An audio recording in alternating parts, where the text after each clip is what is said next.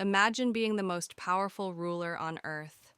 You control 3 continents, command the greatest army ever assembled, and your word is literally law over millions of people.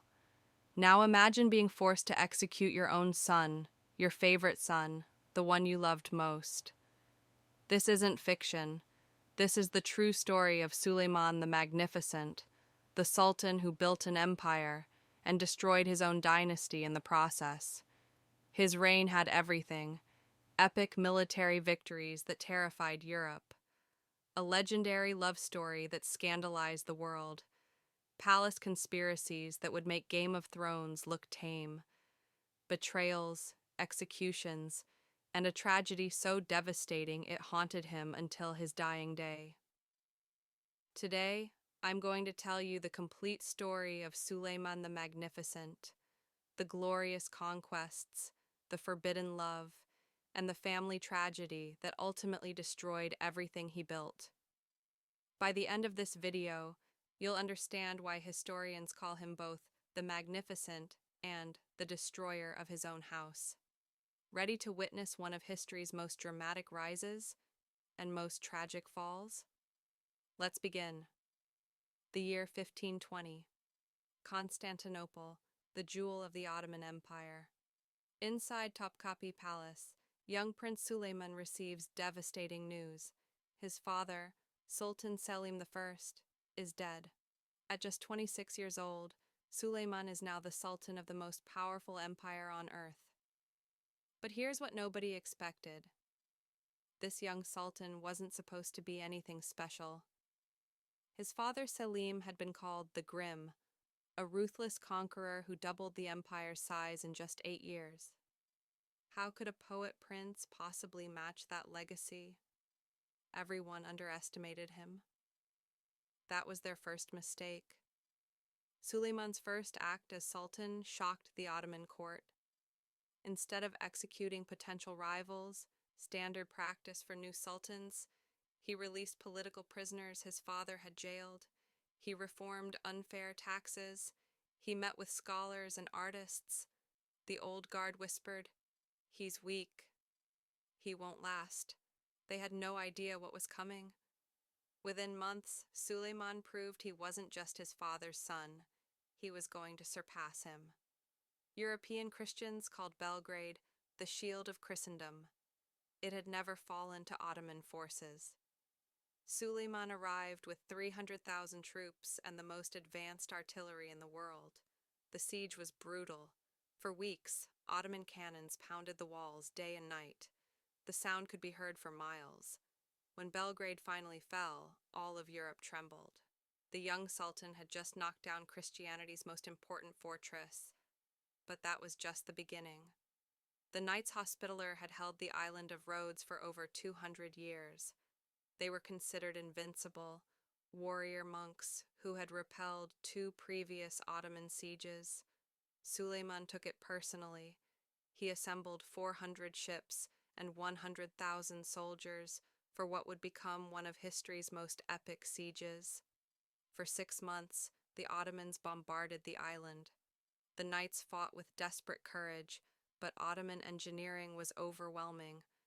When Rhodes finally surrendered, even Suleiman's enemies were impressed. The knights were allowed to leave with full honors, a gesture of respect that shocked medieval Europe. At 28 years old, Suleiman had accomplished what his ancestors couldn't. Europe began calling him the Magnificent. The Ottoman Empire called him Kanuni, the lawgiver. But his greatest conquest was still to come, and it wouldn't be a city or fortress, it would be a woman. Her name was Roxolana. Born Alexandra Lisovska in what is now Ukraine, she was captured by Crimean Tatars and sold into slavery. Eventually, she ended up in Suleiman's harem, one of hundreds of women competing for the Sultan's attention. By every measure, she should have remained anonymous. She wasn't the most beautiful woman in the harem. She wasn't from noble birth. She had no political connections. But she had something far more dangerous: intelligence, charm, and an iron will hidden behind a smile. Their first meeting changed everything. While other women tried to seduce the Sultan with beauty and submission, Roxolana made him laugh. She challenged him intellectually. She told him stories. She made him feel like a man, not just a sultan. Suleiman was hooked. What happened next was unprecedented in Ottoman history. Suleiman freed Roxolana from slavery and married her. No Ottoman sultan had officially married since Bayezid II, 130 years earlier.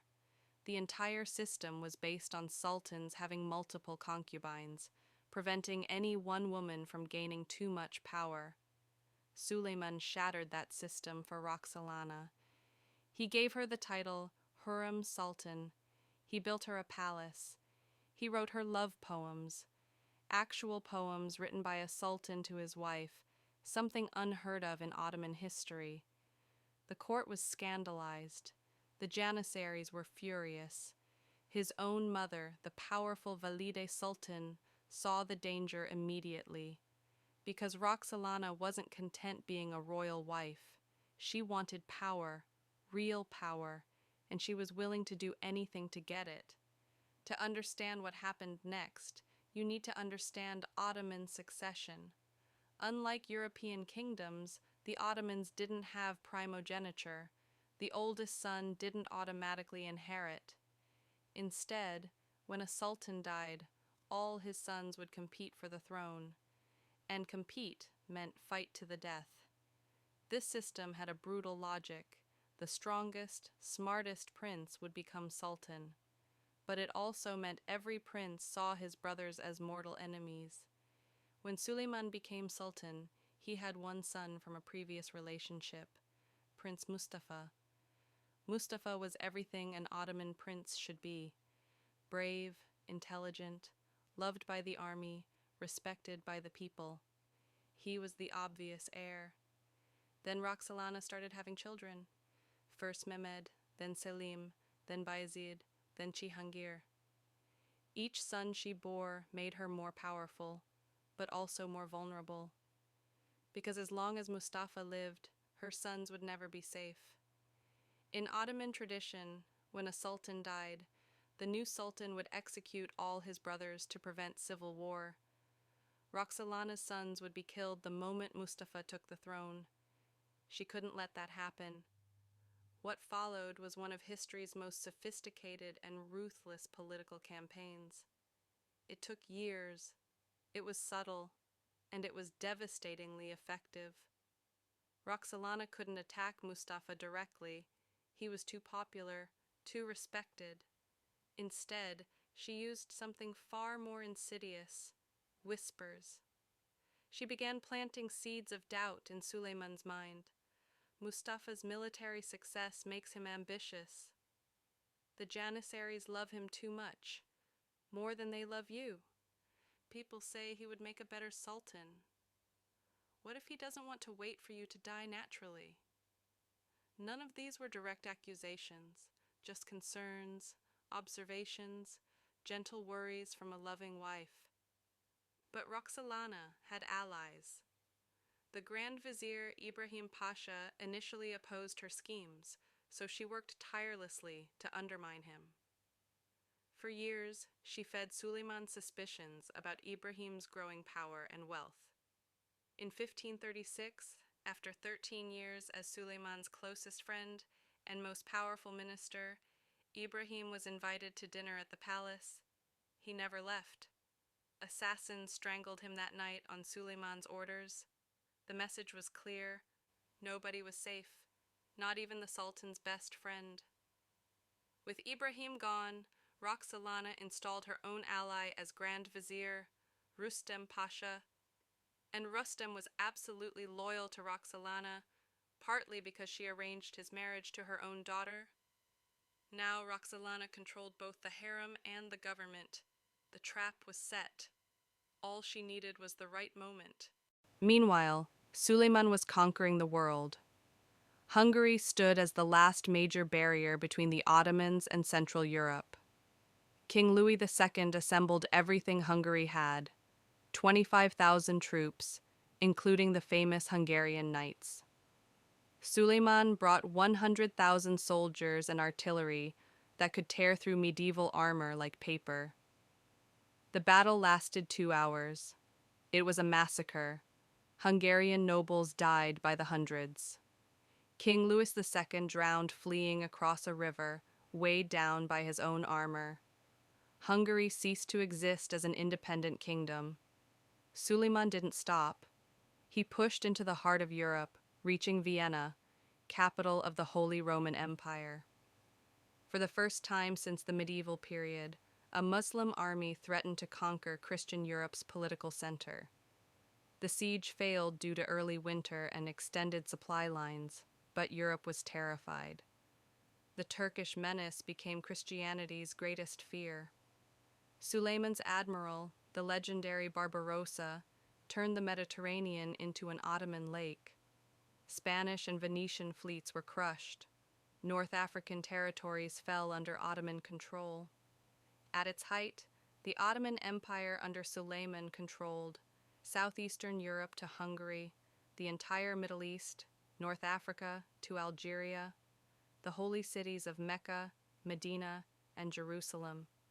It was the largest Islamic empire since the early caliphates.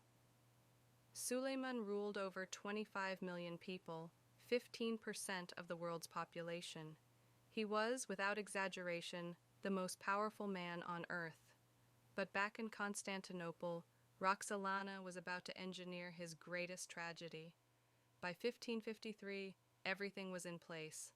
Roxolana controlled the imperial harem. Her son-in-law Rustem Pasha was Grand Vizier. Suleiman's paranoia had been carefully cultivated for years. Prince Mustafa was away in Anatolia, governing his province. The moment had come. Rustem Pasha sent Suleiman carefully fabricated evidence, letters supposedly showing Mustafa was in contact with the Persian Shah, plotting rebellion. Reports of Janissaries swearing personal loyalty to Mustafa instead of the Sultan. Warnings that Mustafa planned to march on Constantinople. None of it was true. But Suleiman, after years of poisonous whispers, believed it. He summoned Mustafa to his military camp. It was supposedly for a military consultation. Mustafa suspected nothing. His father had summoned him before. When Mustafa entered the imperial tent on that autumn day in 1553, he expected to see his father. Instead, he found deaf-mute executioners, the Sultan's personal killers. He fought. By all accounts, Mustafa was a strong man, and he struggled desperately. But he was unarmed, and they were many. They strangled him with a bowstring while Suleiman watched from behind a curtain. Prince Mustafa, the Golden Prince, the people's favorite, the empire's hope, died on his father's orders at age 38. The news of Mustafa's execution spread like wildfire through the Ottoman Empire. The reaction was immediate and devastating.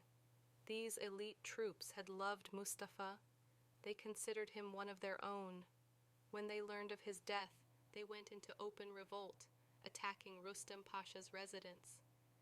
Suleiman had to temporarily remove Rustem from the Grand Vizier position, just to calm them.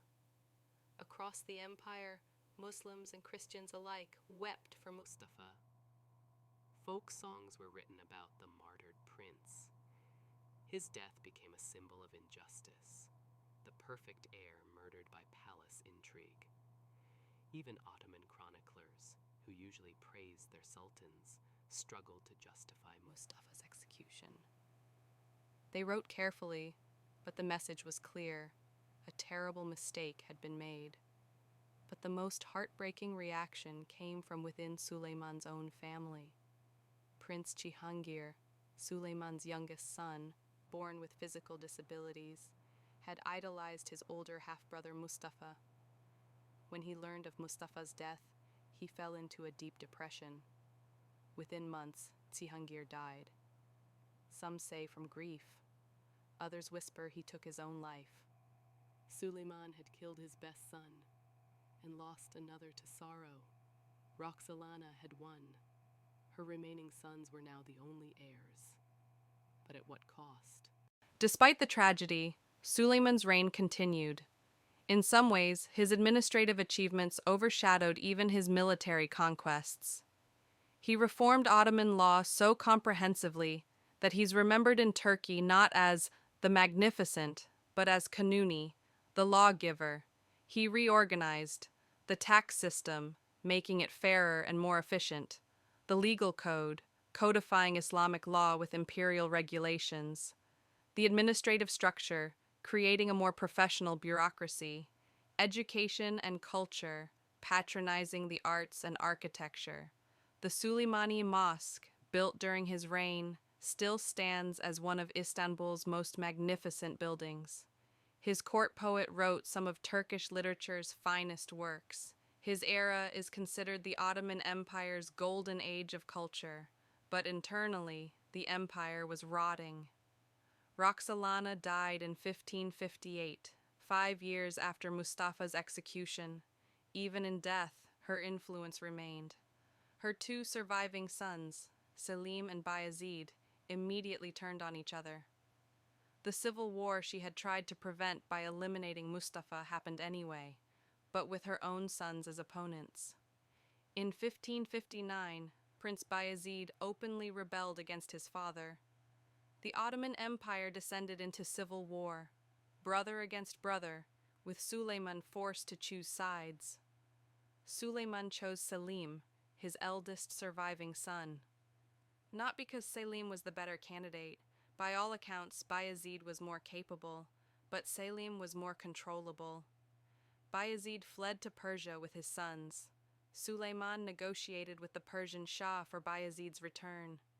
When Bayezid was finally handed over, Suleiman ordered his execution along with all 4 of Bayezid's young sons, his own grandsons. The executions took place in 1561. Bayezid's 4 little boys were killed first, one by one, while their father watched. Then Bayezid himself was executed.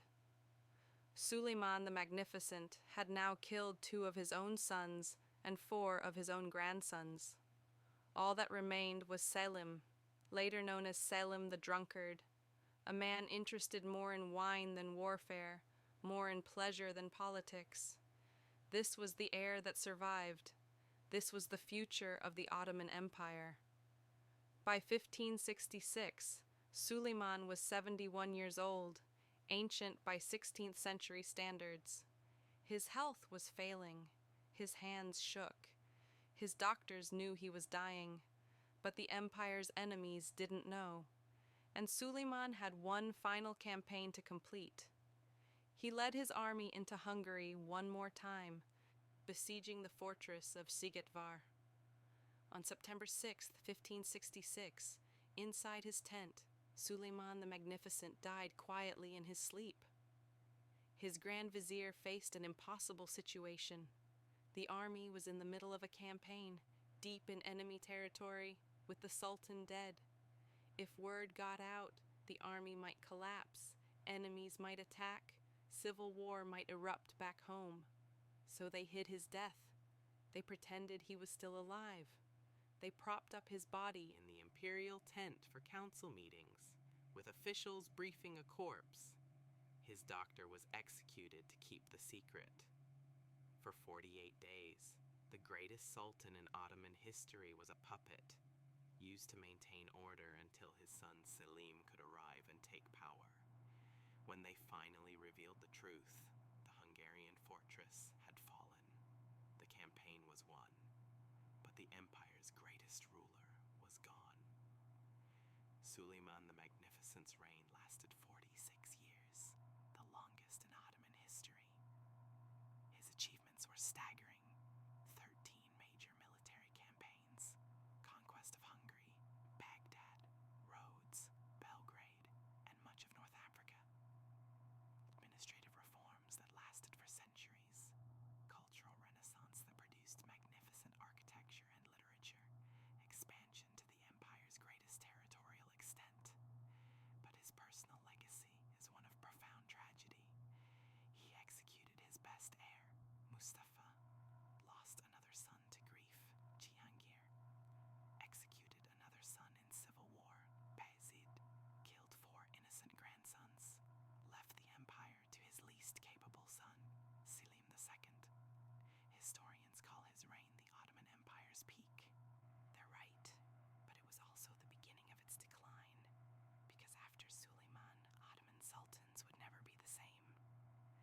practice of fratricide, killing brothers for the throne, became so routine that later sultans started simply imprisoning their brothers instead, creating generations of princes who grew up in gilded cages, completely unprepared to rule.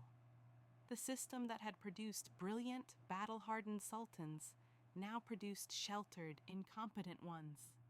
And it all started with Suleiman's decision to trust palace intrigue over his own judgment, to believe whispers over his own son's proven loyalty.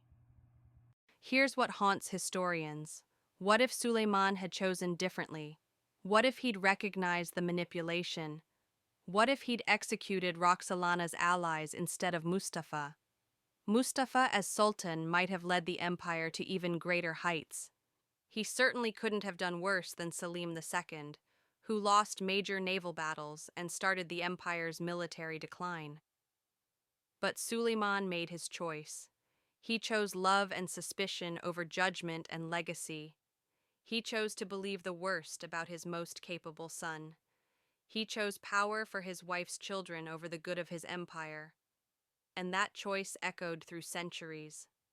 So there you have it, the complete story of Suleiman the Magnificent, the conqueror who terrified Europe, the lawgiver who reformed an empire, the lover who broke tradition for a woman, and the father who destroyed his own dynasty.